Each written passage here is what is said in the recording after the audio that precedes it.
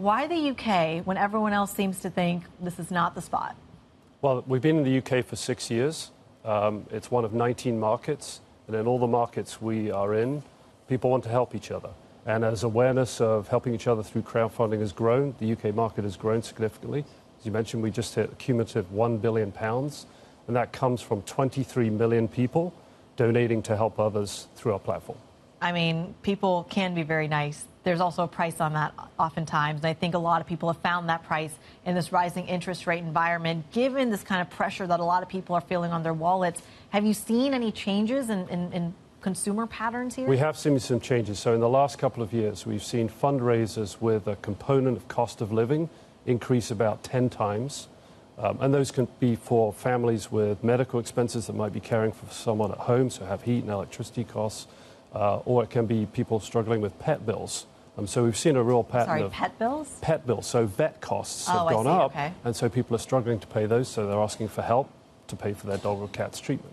So where then is your growth here? When you're talking about, especially in this environment where people are maybe pulling back a little bit on the purse strings, do you expand in the UK? Do you go abroad? What do you do? Well, interestingly, the UK is growing as a market. Even one might think after COVID it might go down, but actually this year is probably on track to be our strongest market, and we're seeing that around the world.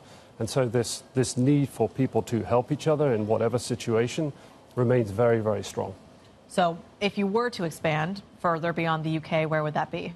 Well, currently we're in most of Europe. We're in all the English-speaking markets. So we're thinking, for example, about Latin America as a potential market that we may pursue. But we have yet to decide. What's holding you back, out of curiosity? We have still so much to do in our core markets to help people be more successful. And so it's a classic question of product prioritization.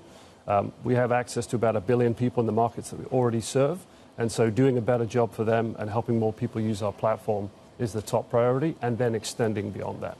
Okay, well, I feel like you might have maybe a little more appetite to extend if you had a little bit more funding yourself. Talk to us a little bit about plans for an IPO. You're privately listed. Yes. You're going to IPO anytime soon? Well, actually, we are a profitable company. We have what we need to operate effectively. In terms of further options, our focus is on making our customers as successful as possible. If we keep doing that, that generates options for us as a company. We have no immediate plans beyond that. Is that something you might consider in the long term? I think all companies would like to consider that. I think we would consider that at the right time, but really it's a focus on the customer, helping people help each other, and becoming more successful as fundraisers and as donors. That's the focus. All right, I'm going to try this one more time. You said about the IPO, you might be on the waiting game. What about things like debt issuance? Have you considered alternative ways to get even bigger? We haven't needed to use any of those instruments. We run our company in a way in which we can invest what we need. So we are self-sufficient and haven't required any other access to the capital markets or the debt markets. A lot of sunshine and rainbows over at GoFundMe, huh? Well, let's talk a little bit about perhaps some of the campaigns that come in the light of the chaos we've seen in this past weekend specifically. Are you seeing an appetite just in light of the Israel-Hamas conflict to help that part of the world more? Have you detected that? For sure. So in the event of any conflict, and this was obviously the case with the Ukraine war as well, we see a big desire to help people affected.